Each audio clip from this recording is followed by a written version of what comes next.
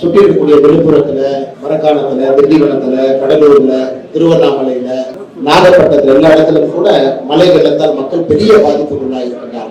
சென்னையில 120 மில்லிமீட்டர் மழை பெய்ஞ்சிருக்குன்னா விழுப்புரம் கிட்டத்தட்ட 400 மில்லிமீட்டர் தாண்டி பெய்ஞ்சிருக்கு. வரலாறு காணாத மழை. புதுச்சேரியில 20 ஆண்டுகளாக இல்லாத ஒரு மழை மறுபடியும் பெய்ஞ்சிருக்கு. பெரிய அளவுல மக்கள் எல்லாரும் அவதிக்குள்ளார். அதனாலதான் நான் இன்று கருணாகராஜன் சொன்னா எங்கேயும் கூட வரவேற்பு வேண்டாம், நம்ம தொண்டர்கள் நம்ம அப்படியே களத்துல பாத்துக்கலாம். தொடர்ச்சியாக இன்னைக்கு பாத்தீங்கன்னா நம்முடைய அமைப்பு நிகழ்ச்சிகள் இருக்கு. அகில இந்திய தலைவர்கள் எல்லாம் வந்துட்டாங்க. இது கிட்டத்தட்ட 1 மாதத்துக்கு முன்பே முடிவு செய்யப்பட்ட நிகழ்வு. அதுவும் ஒரு பக்கம் இருக்கு. நாளையிலிருந்து நானும் களத்துக்கு வரணுங்கன்னா விழுப்புரம் மரக்காண பகுதிக்கு நாம நம்முடைய மக்களுக்கு தேவையான நிவாரண உதவிகள்லாம் நம்ம கொடுக்கணும். காலையிலிருந்து விழுப்புரம், மரக்காணம், திண்டிவனம் இந்த பகுதியெல்லாம் நானும் நம்முடைய தலைவர்களோடு கீழே இருக்க போறேன். இன்னைக்கு நம்முடைய ஒரு குழு அனுப்புறோம். மாநிலத்திலிருந்து ஒரு நம்முடைய மூத்த தலைவர்கள் எல்லாம் இன்னைக்கு டெல்டா பகுதிக்கு போறாங்க. உடனடியே என்ன பிரச்சனை என்பதை பார்த்து மத்திய அரசுக்கு நாம் தெரிவிக்க வேண்டும். மத்திய பாரதிய ஜனதா கட்சியினுடைய தலைவர்களுக்கு நாம் தெரிவிக்க வேண்டும். வெள்ளத்தை இந்த அளவுக்கு இருக்கு.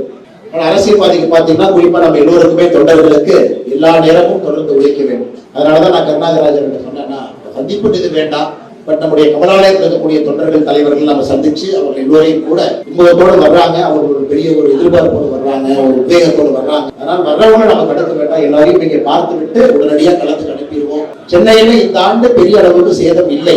ஏன்னா மழை பொழிவை குறைவுதான், 120 mm தான் பேச்சிருக்குமா. இருந்தும் சென்னையில வழக்கமாக இருக்கக்கூடிய பகுதியில எங்க எல்லாம் மக்கள் தாழ்வான பகுதியில் இருக்கிறாங்களோ அவர்களுக்கு சேதாரம் இருக்கு. அதனால நம்முடைய தொண்டர்களுக்கு என்னுடைய அன்பான வேண்டுகோள், கொஞ்சம் கவனம் அதை கொடுங்கன்னா வந்து நீங்க பார்த்தது வரவேற்றது கட்சி அலுவலகத்துக்கு வந்தது எல்லாரும் சந்தோஷமாக இருந்தாலும் கூட அடுத்த 1 வார காலம் மிக முக்கியமாக நம்முடைய பணி களத்துல தேவைப்படுகிறது. நம்ம எல்லோரும் களத்தில் இருக்க வேண்டும், அதை சொல்ல வேண்டும் என்பதற்காகத்தான் நேரடியாக நானே மைக்கு கொடுத்தேன்.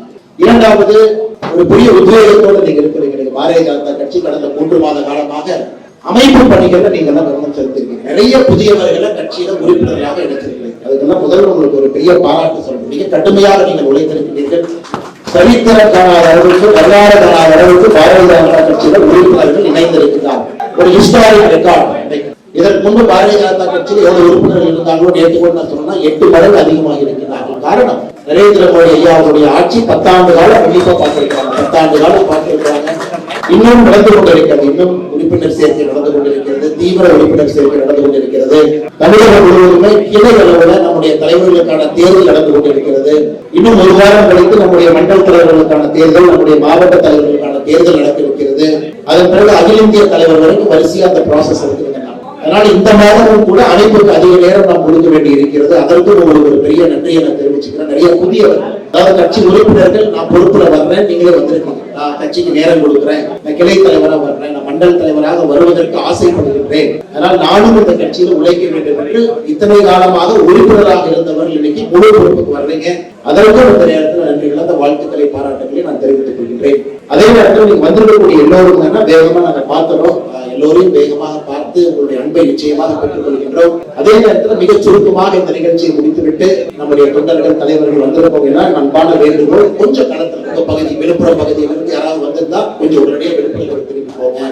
புதுச்சேரிக்கு உதவி பண்ணுங்க. கடலூர் பகுதி பக்கத்துல இருந்தா கொஞ்சம் குடிச்சோடனே கடலூருக்கு வேகமா போங்க. அடுத்த 1 வார காலம் கீழே இருப்போம், மக்கள் கிடைப்போம், மக்களுக்கு தேவையான பணிகளை செய்வோம். அதனால் வந்திருக்கக்கூடிய எல்லோரும் இந்த நேரத்தில் என்னுடைய நெஞ்சார்ந்த நன்றிகளை தெரிவித்து, அடுத்த நிகழ்வு நம்முடைய அகில இந்திய பொதுச் செயலாளர் தருவச்சுக்கு அவங்க இருக்கிறாங்க.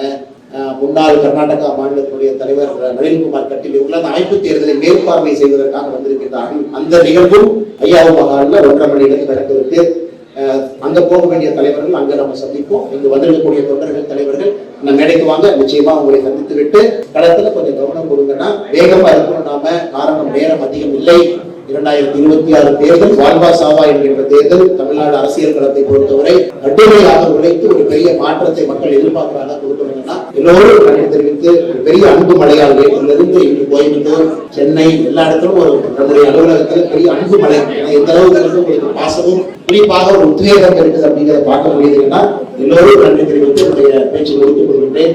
மீடியா நண்பர்களுக்கு, வந்திருக்கக்கூடிய மீடியா நண்பர்களுக்கு நன்றி தெரிவித்துக் கொள்கிறோம்னா டீட்டெயிலா நான் உங்களுக்கு நேற்றே சொன்ன சில விஷயங்கள் பேசணும் அப்படின்னு இந்த சுற்றுப்பயணம் உடனடியாக விழுப்புரம் போறதை முடிச்சுட்டு வந்து உங்களுக்கு பேசணும்னா வீட்டில் நான் பேசுறேன். அதே நேரத்தில் 2-3 விஷயம். ஹெச் ராஜா அண்ணன் இன்னைக்கு காலையில இந்த சிறப்பு நீதிமன்றத்துல அவர் போட்ட ஒரு 2 சமூக வலைத்தள பதிவு சம்பந்தமாக மாண்புமிகு நீதிபதி அவர்கள் தீர்ப்பு கொடுத்திருக்கிறாங்க. அதை பரிசீலித்துக் கொண்டிருக்கின்றோம்.